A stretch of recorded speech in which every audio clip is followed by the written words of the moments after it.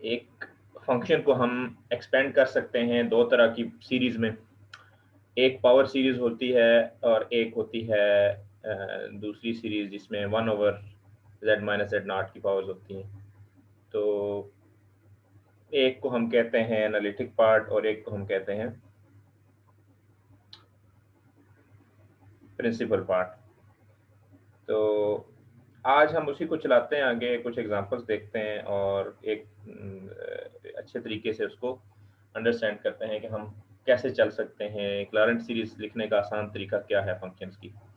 तो एक और फंक्शन है एग्जांपल 7.22 में आपके स्क्रीन पे मौजूद है F of ji equals G plus one over G cube और and G square plus one. तो इस तरह के फंक्शंस बहुत सिंपल होते हैं। इस तरह के फंक्शंस में बहुत मेहनत नहीं करनी पड़ती हमें कि बनाने के लिए। लॉरेंट सीरीज सिर्फ देखना ही होता है हमने कि इसके साथ कंडीशन में क्या दिया हुआ है हमें कि रीजन कौन सा है, किस रीजन में ये हमने लिखनी है इसके लिए।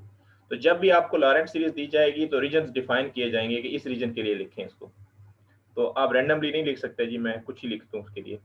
तो इसके लिए रीजन जो डिफाइंड है वो ये है कि इसको आपने अराउंड या सेंटर्ड एट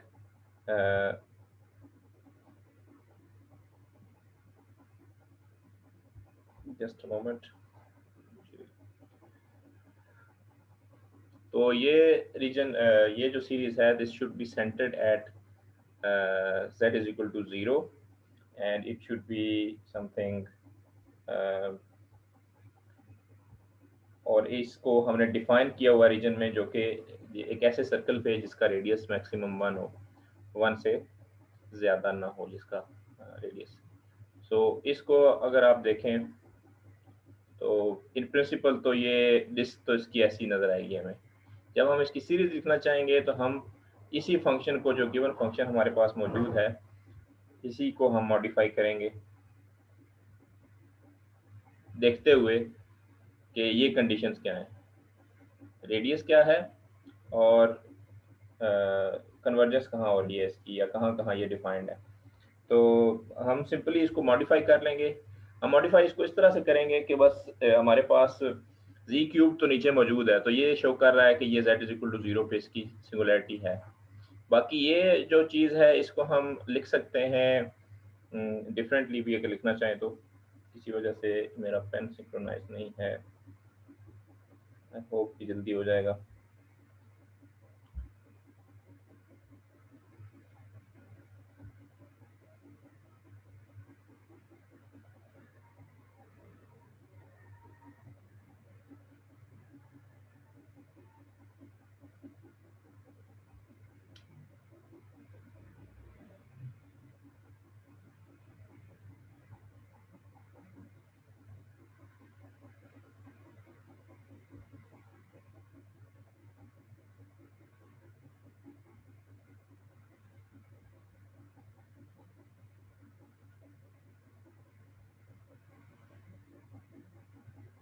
ओके जी, पेन मेरा सिंक्रोनाइज हो गया है, that's very good. Okay so हम इसी को, ये जो z स्क्वायर प्लस वन है, इसको हम चेंज कर लेंगे इन द शेप, इस तरह की शेप बनाएंगे इसकी कि हम इसको एक्सपेंड कर सकें। तो एफ ऑफ जी हमारे पास है, एफ ऑफ जी हमारे पास है जी plus one over G cube into जी स्क्वायर प्लस वन। इसको हमने मॉडिफाई किया, जो डिनोमिनेटर में टर्म है इसको हम यूँ लिखेंगे जी plus one over G cube और इधर लिखेंगे 1 माइनस माइनस जी स्क्वेयर। तो इसको इस तरह लिखने से ये होगा कि हमारी जो एक्सपेंशन है जो हमने पहले सीखी हुई है वो हम कर सकेंगे बड़े easily. Again lagging due to some reason, I don't know why. So okay, तो इस शेप में लिखेंगे। तो अब जो आपकी ये सीरीज बन गई है दिस वन, ये वो बिल्कुल ज्योमेट्रिक सीरीज है जो आपने पहले अच्छी तरह से समझी हुई है। तो इसको हम अब एक्सपेंड करेंगे जब, तो एक्सपेंशन में ये यहाँ आ जाएगी ज्योमेट्रिक सीरीज इस जगह पे। This geometric series will be this one. बाकी चीज़ें सारी की सारी वैसी ही रहेंगी। और अब नेक्स्ट काम है सिर्फ हमने जस्ट मल्टीप्लाई करना टर्म बाई टर्म इन तीनों को, इन दोनों को इनफैक्ट 1 प्लस 1 माइनस जी स्क्वेयर। और जब मल्टीप्लाई करेंगे तो दो तरह की टर्म्स हमें मिलेंगी, इस 1/z³ को फिर पे मल्टीप्लाई करेंगे तो हमारे पास एक इनवर्स की टर्म्स मिलेंगी 3, और दूसरी फिर हमें नॉर्मल z की पावर की 3 मिलेंगी। तो ये एग्जैक्टली वही फॉर्म है, ये वही शेप है जो कि लॉरेंट सीरीज की होती है, जो कि हमें चाहिए। तो हमने सिंपल कंसिडरेशन से ये सीरीज बना ली है, ज़्यादा सोचे बगैर।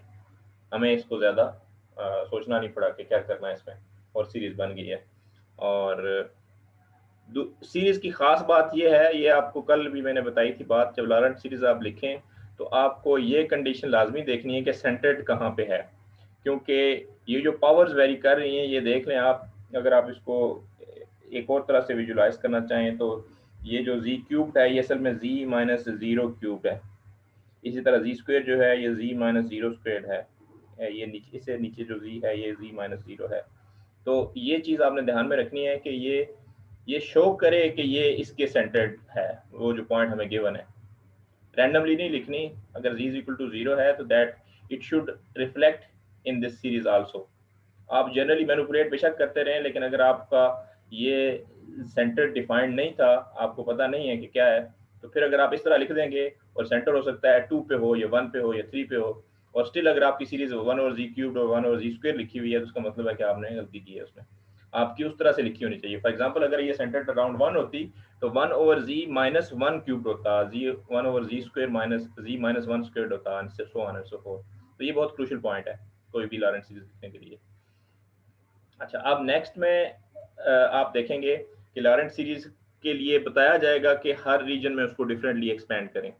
तो अब हमें बताया गया है इस अगले एग्जांपल में कि फंक्शन तो आपका ये है 1/z/(z-1) है, और ये centred around z equal to 0 है, लेकिन इसको आपने दो रीजन्स के लिए लिखना है। एक रीजन जिसमें उसका रेडियस 1 हो, और दूसरा रीजन जिसमें उसका रेडियस 1 से बियॉन्ड हो।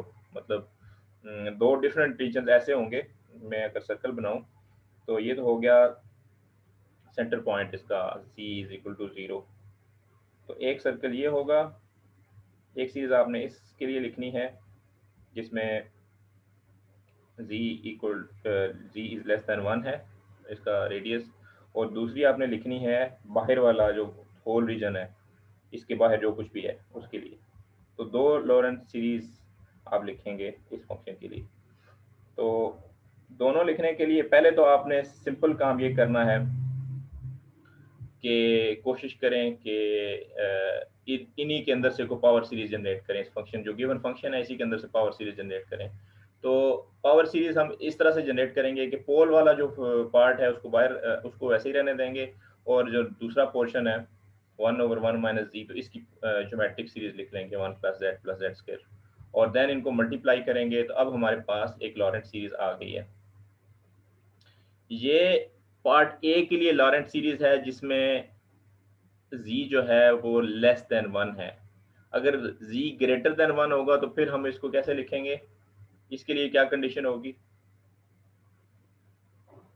तो मुझे बता सकता है कि ये जो इस बुक वाले ने ये ट्रीटमेंट किया है, ऐसा क्यों किया है कि रीजन 1 के लिए डिफरेंट वे से इस तरह क्यों लिखी है और रीजन 2 के लिए इस तरह क्यों लिखी है? Anyone can tell me the reason?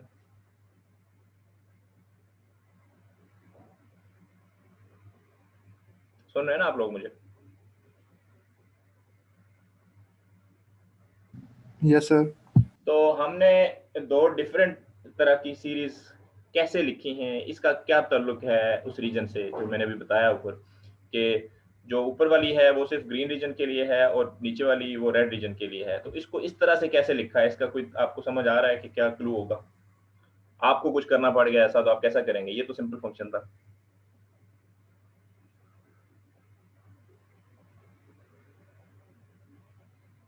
एक में से इसने कॉमन कुछ नहीं लिया था, डायरेक्ट पावर सीरीज लिख ली थी। दूसरे में इसने जो ये नीचे वाला है डिनोमिनेटर, इसमें से जी कॉमन लिया है और उसको इस तरह से करके लिखा है। इस तरह से करके लिखने में क्या फायदा है, क्यों लिखा जा रहा है इस तरह से? सर वो कन्वर्ज कर A2 पे कन्वर्ज नहीं कर रही, इस वजह से शायद 1 से लेके जो इन्फिनिटी तक है। अगर आप यूं लिखते तो क्या होता फिर इसको भी? सर अगर यूं करते तो बात कौन कर रहा है मुझे बता दो, मैं देख ही सकता आपका नाम ना। सरफराज। फराज, ओके। सरफराज या सिर्फ फराज? सिर्फ फराज है सर। सिर्फ फराज, ओके। तो सिर्फ फराज आप फिर बताएं, कुछ सोच के बताएं आराम से, कोई नहीं, मैं किसी को कुछ कहता तो नहीं हूँ ना जब मैं क्वेश्चन करता हूँ इस तरह का, तो इसका मतलब आपको डांटना या आपको कुछ कहना नहीं होता। मैं जब कहता हूँ तो वो किसी और वजह से होती है बात, और वो किसी और मौके पे भी होती है। Yes normally sir. मैं किसी को कुछ नहीं कहता, क्वेश्चन जब मैं कर रहा होता हूँ तो उसका मतलब ये होता है कि आप सोचें चीज़ों को और सोच के जवाब दें। तो हमने इसी को इसी तरह से भी लिख सकते थे, तो why, what was the reason?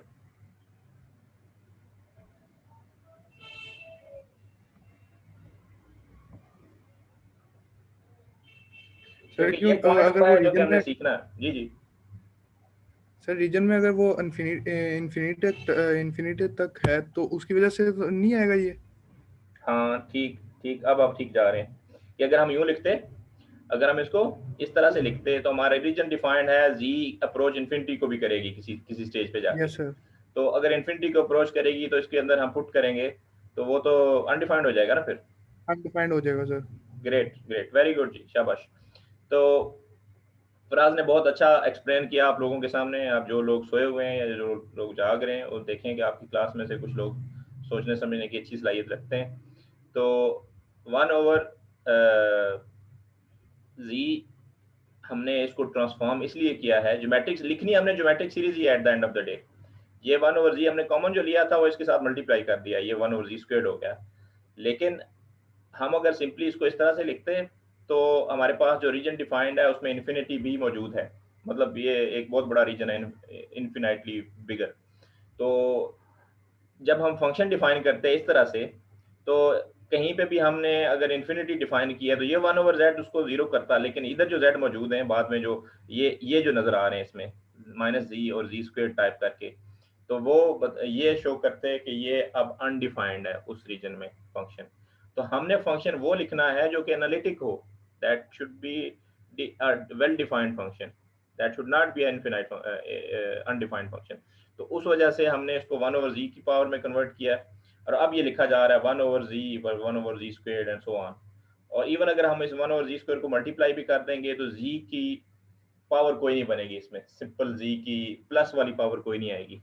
तो प्लस वाली पावर कोई नहीं आएगी तो उसका मतलब है 1/z तो जहां पे भी आएगा वहां पे अगर इन्फिनिटी आ भी जाता है तो वो चीज जीरो हो जाएगी। तो जीरो होने में कोई मसला नहीं है, इनफिनाइट होने में मसला है। तो फंक्शन हमारा, it should be a well defined and analytic function. तो ये आप लोग ध्यान में रखें। आपको एक्सरसाइज मिलनी है, आप लोगों को क्विज़ मिलने हैं, तो आप लोगों ने जब ये करना है काम तो आपने यहाँ पे देखभाल के करना है कि इन्फिनिटी वाला काम ना बने। ओके जी, वेरी गुड। उसके बाद इसी पावर सीरीज के ट्रीटमेंट को हम बहुत सारी सिचुएशंस में यूज़ कर सकते हैं। आल दो कि ये कोई मतलब बहुत मुश्किल काम नहीं है, ये नीचे जो लिखा हुआ है डाइग्रेशन टू डिफरेंशियल इक्वेशंस, तो ये भी हम देख लेते हैं। कहता है कि एक डिफरेंशियल इक्वेशन आपको गिवन है इस किस्म की, और हमें कहा जाता है कि इसका एक पावर सीरीज सॉल्यूशन फाइंड करो। इस तरह के काम हमने हमारा जो कोर्स का सेकंड पोर्शन है जिसमें हमने पोलिनोमियल्स पढ़ने हैं, लेजेंडर, लेगुअर और हर्माइट, ये वो, तो उसमें ये तो सारा सॉल्यूशन हुआ करेगा डिफरेंशियल इक्वेशंस का ही। लेकिन थोड़ा सा टच हम पावर सीरीज का इसमें भी दे देते हैं ताकि आप लोगों को, आपने जो पहले बाउंड्री वैल्यू प्रॉब्लम्स पढ़े होंगे ज़िंदगी में या ओडीईज पढ़ी हैं तो उसका कोई आपको थोड़ा सा रिमाइंड हो जाए। तो इसमें ये लिखा हुआ है कि एक आपको डिफरेंशियल इक्वेशन दी हुई है इस शेप में ना, कि F prime of x equals F of x plus 2, और साथ एक इनिशियल कंडीशन दी हुई है आपको। इनिशियल कंडीशन वो है कि जीरो पे वो फंक्शन जीरो है, अगर हम एक्स जीरो करेंगे तो वो फंक्शन जीरो है वहाँ पे। और ये आपको पता है कि एफ प्राइम से मुराद है d f of d x, d f over d x equals, मैं इसको साथ लिख देता हूँ, d f over d x that is equal to f prime of x and that is actually equal to f x plus 2। तो power series solution हमने लिखना है। पावर सीरीज आपको पता है कि इस तरह की होनी चाहिए, एफ ऑफ एक्स, इसका सोल्यूशन इस तरह से होना चाहिए, n zero to infinity a n x n. ये तो जनरल उसका सोल्यूशन है। इसको हम एक्सपेंड करके भी लिख सकते हैं, तो हम इसको यूँ लिखेंगे A1, सॉरी पहले तो लिखेंगे A0, तो दैट वुड बी A0, क्योंकि x 0 1 होता है, then A1x plus A2x squared and so on. मैं 4 टर्म्स लिख देता हूँ, x cubed and so on. तो ये इनफिनाइट है, तो ये चलती जाएगी आगे। तो सबसे पहले हमने कंपेयर करना है इसको गिवन कंडीशन से। तो पहले गिवन कंडीशन जो आपकी, उसको मैं इक्वेशन 1 कह देता हूँ, इसको इक्वेशन 2 कह देते हैं। तो इसको इक्वेशन 1 से पहले कंपेयर करना है, लेकिन ये याद रखना है कि f ऑफ 0 इज अ 0। तो पहले हम जरा ये देखते हैं कि इसमें अगर हम 0 पुट करेंगे इस सीरीज में, पावर सीरीज में, तो क्या बनेगा हमारे पास। पावर सीरीज में x 0 पुट करने से तो हमारे पास f ऑफ 0 आ जाएगा, इधर आ जाएगा, जैसे हमारे पास A0 बचेगा। तो f ऑफ 0 0 है गिवन कंडीशंस के मुताबिक, तो A0 भी 0 होगा। तो फर्स्ट जो इसका है कंपोनेंट इस सीरीज का, वो 0 है, वो हमने इनिशियल कंडीशन से डिटरमिन कर लिया।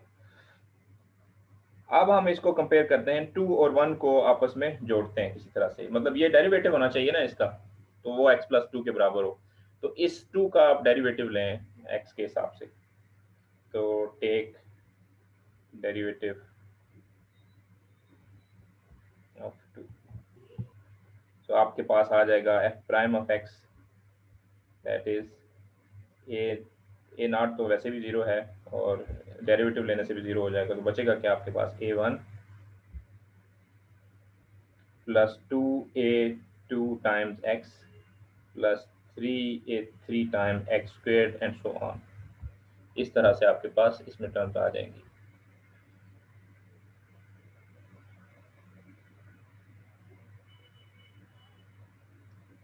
अब आप f प्राइम ऑफ x की वैल्यू यहाँ से उठा के पुट करें, f ऑफ x प्लस 2, और उसको कंपेयर करें अगर आप, तो आपके पास आ जाएगी, आपकी लेफ्ट हैंड साइड बन जाएगी f of x plus 2 equals A1 plus 2A2x plus 3A3x squared and so on.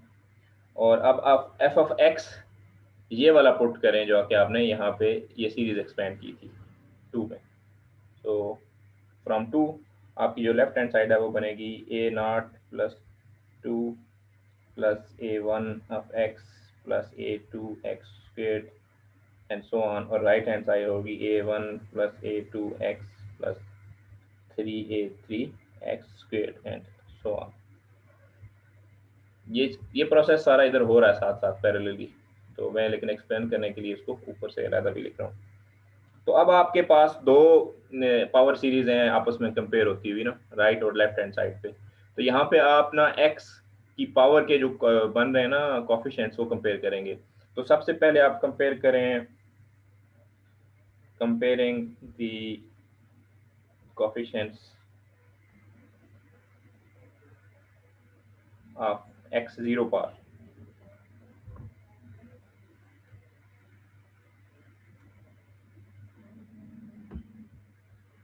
तो x 0 पावर के कोफिशिएंट्स हैं आपके पास, राइट हैंड साइड पे आपके पास है A0 प्लस 2, और सॉरी लेफ्ट हैंड साइड पे ये था, और राइट हैंड साइड पे आपके पास है जस्ट A1।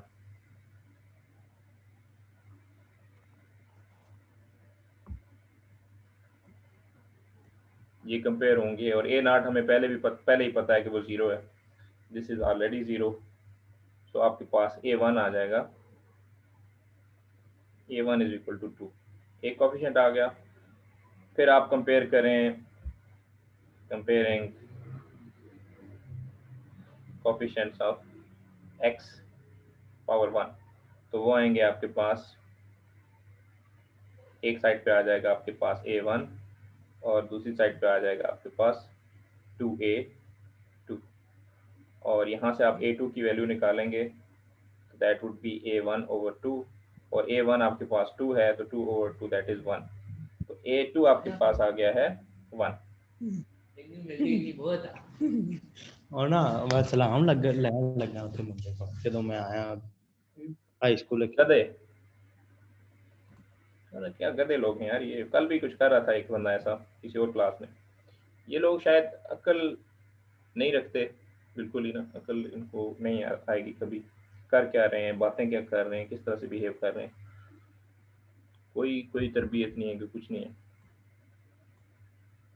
गधे पैदा हुए थे, गधे मर जाएंगे। अच्छा, A2 आ गया 1 इस तरह से करके, और इसी तरह बाकी को कंपेयर करेंगे, एक्स स्क्वायर की पावर कंपेयर करेंगे and so on and so fourth, हमारे पास सीरीज एक जनरेट हो जाएगी। तो अब हम उस सीरीज को लिख सकते हैं जो हमने यहाँ लिखी थी, एम्पिरिकल सीरीज लिखी थी 2 में। तो इसमें आप कोफिशिएंट्स पुट करेंगे तो हमारे पास आ जाएगा एफ ऑफ एक्स आ जाएगा हमारे पास। किधर लिखें इसको हम,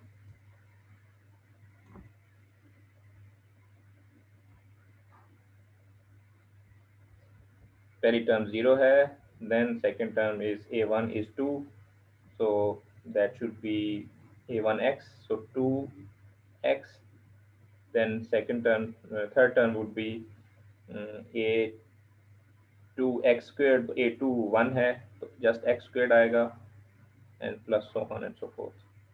तो हमने देखा कि हम एक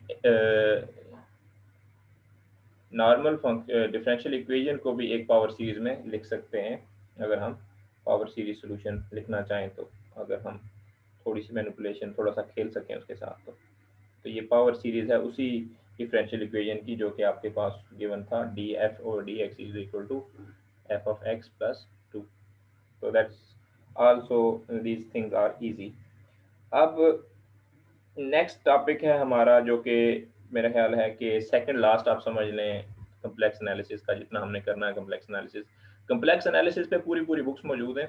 तो वैसे तो इसको आप जितना चाहें फैला सकते हैं, जहाँ तक चाहें इसको पढ़ सकते हैं, और फिर भी ये हो सकता है कंप्लीट ना हो।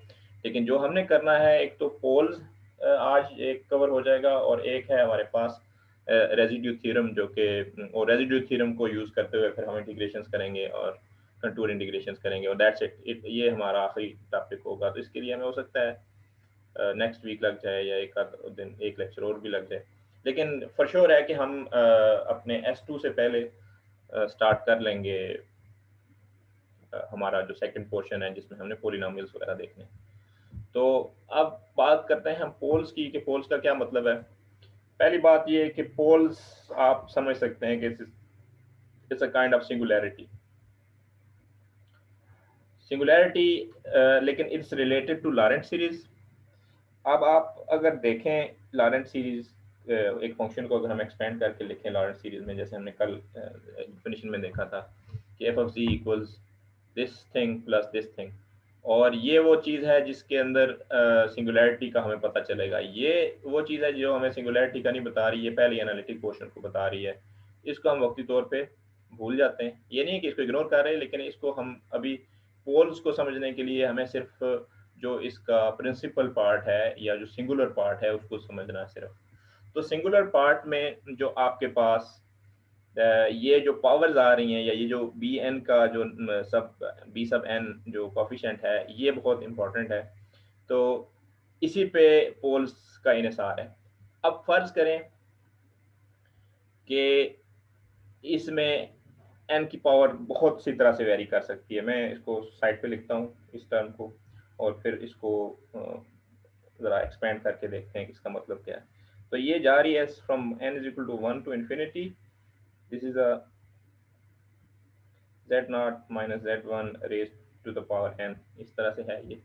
और इसको अगर हम ओपन करें तो हम ऐसे लिख सकते हैं कि that is b1 over z sorry इधर मैंने गलत लिख दिया, z1 z0 लिखना था नीचे, z1 z0, तो इधर है z minus z0 plus D, sorry D क्या कर रहा हूँ मैं, सॉरी एन 1 से है तो 1 ही लिखना चाहिए, मुझे 0 नहीं लिखना चाहिए।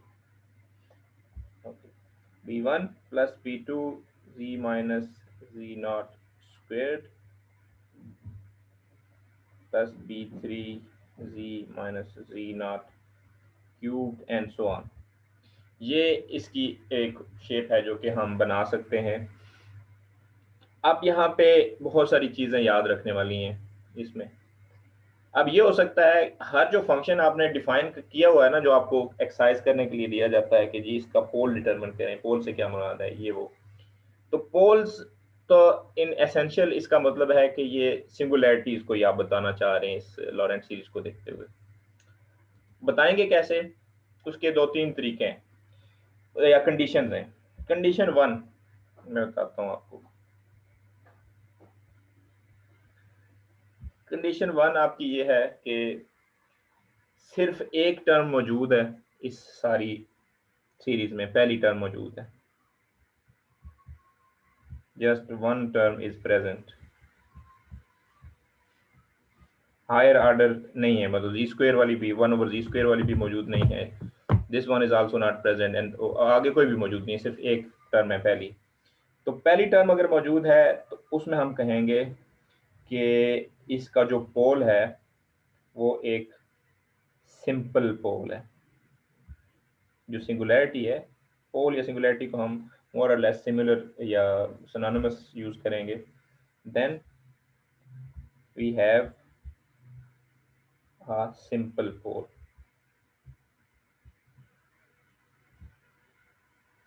सिंपल सिंगुलैरिटी है क्योंकि एक ही टर्म है, ये टर्म्स मौजूद ही नहीं है इसमें। इस तरह से लिखा हुआ है फंक्शन बस आपका, कुछ कोई कोफिशिएंट है ऊपर b1 और divided by z minus z not है। ये चीज़ें हम पहले भी कर चुके हैं, जो अभी हम देखते रहेंगे। एक कोई इसके ऊपर कोई पावर नहीं होती। अच्छा, अब अगर इसके ऊपर कोई पावर मौजूद है, n से मुराद है 3 पावर मौजूद है, 3 पावर मौजूद है, तो उससे क्या मुराद हो सकती है कि मतलब हम लिखते हैं कंडीशन नंबर 2 करके लिख देते हैं। कंडीशन 2 के we have more than one terms present,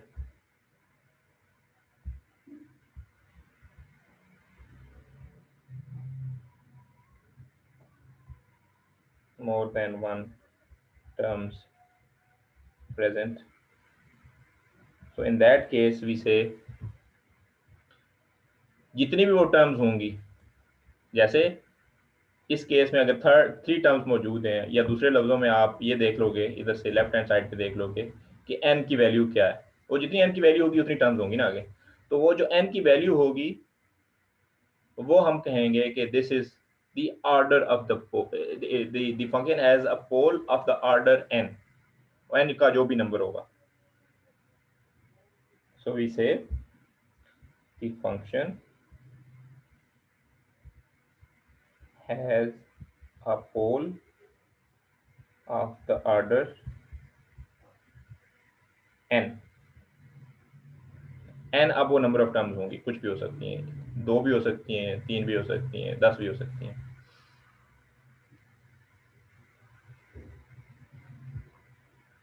अच्छा, 2 कंडीशन तो हमने देख ली। तीसरी कंडीशन क्या हो सकती है कि हमने यहाँ तो बात की है finite number of terms zero non zero होने की, मतलब या तो एक नॉन जीरो होगी या 3 नॉन जीरो होंगी। अब ये हो सकता है कि बेशुमार टर्म्स हैं, जो इन्फिनिटी वाला सारा जो चक्कर है वो सारा मौजूद है, इन्फिनिटी तक टर्म्स मौजूद हैं इसके अंदर, इस एक्सपेंशन के अंदर। तो उस केस में क्या कहेंगे हम इसको? उस केस में इसका नाम होगा कि this has an essential singularity और a pole of infinite order. हम क्या कहेंगे इसको? It's a pole of infinite order. अगर टर्म्स महदूद हैं तो पोल ऑफ फाइनाइट ऑर्डर, अगर टर्म्स लामहदूद हैं तो then it's a pole of infinite order. और चौथी कंडीशन में कंडीशन 3 को भी अलग करके लिख देता हूँ। कंडीशन 3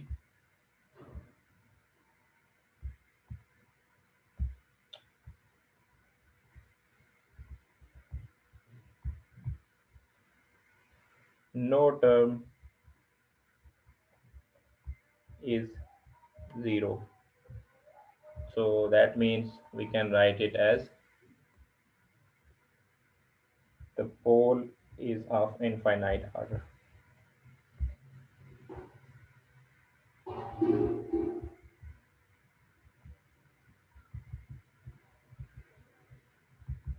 और हर एक जो कंडीशन है इसका एक अलग से उसका एक ट्रीटमेंट है, उसका एक सोल्यूशन है। और ऐसा भी हो सकता है कि तमाम की तमाम टर्म जीरो हों, ऐसा भी हो सकता है कंडीशन 4 में कि कोई भी टर्म मौजूद ना हो, all terms are zero, all terms are zero. तो उस केस में हम क्या कहेंगे फिर, पोल है या नहीं है?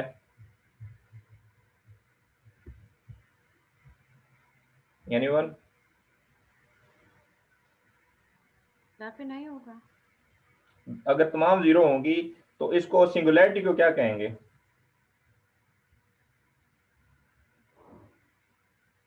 ये तो वही बन जाएगा ना आपका, आपकी टेलर सीरीज बन जाएगी फिर ये क्या बन जाएगी? Taylor series. उसमें आपको ये महसूस होगा कि ये सारा ये वाला पोर्शन जीरो हो जाएगा, सिर्फ यही बच जाएगा ना। तो हम ये कहेंगे कि ये सिंगुलैरिटी तो मौजूद है, लेकिन singularity is removable singularity. This is a removable singularity, or the function is analytic on a punctured disk or a deleted disk.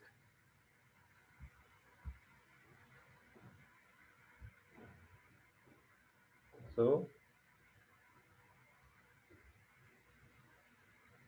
we call Z naught as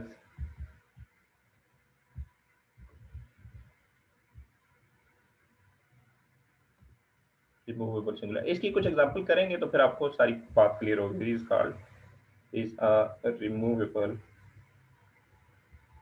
singularity. तो इससे मुराद ये होगी कि वहां पे कोई सिंगुलैरिटी मौजूद नहीं है एज सच, क्योंकि वहां पे फंक्शन अब डिफाइंड है, पूरे रीजन में वो फंक्शन डिफाइंड है।